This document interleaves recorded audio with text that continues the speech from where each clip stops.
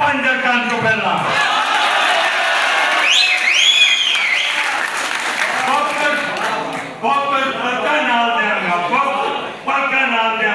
मक्के विच मदीने जग की रोटी पूरी करते 5 अरकान तो पहला उन्होंने मैं बाबा नंदी किवें नाल ललकारा उन्होंने मैं बाबा नंदी किवें नाल ललकारा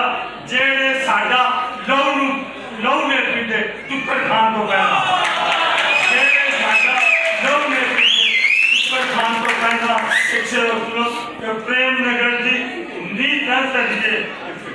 मैं एक गल छोटी जी सुना सारे पाकिस्तान का रिवाज है बल्कि पंजाब की धरती पंजाब के लोगों का मोहब्बत का अपनी बीवी का और मियाँ का ताल्लुक बहुत गहरा क्योंकि पंजाब की बीवी जी है औरत जी है वो मर्द के नाल बराबर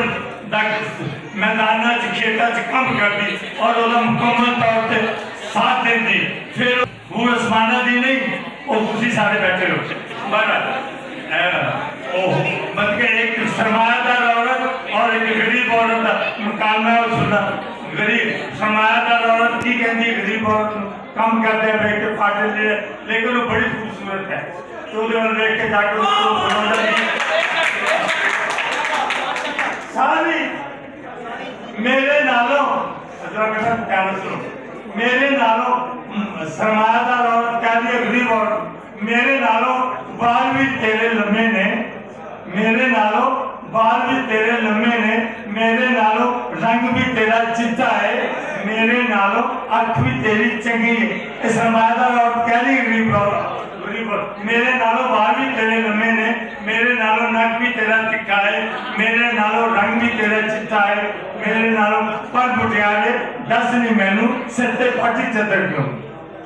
मेरे नालों बाल भी तेरे लम्बे ने मेरे नालों रंग भी तेरा चिट्टा है मेरे नालों आँख भी तेरी चंगी है पर मुटियारे दस दी मैनू सिर ते फाटी चदर क्यों रेशम वर्गे जिससे उठे कदर क्यों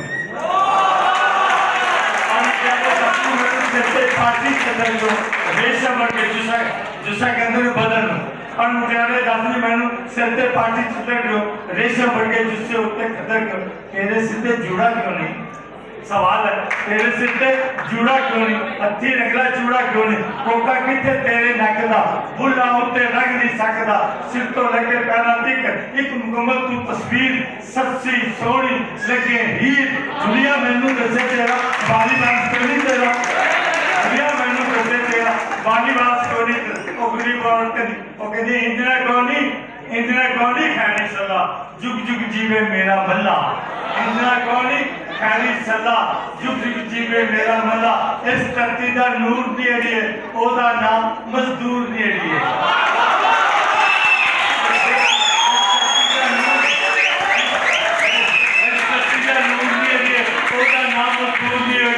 जिसकी माया हूर दी अड़िए जिसकी माया हूर दी अड़िए उन्होंने चंगी लगा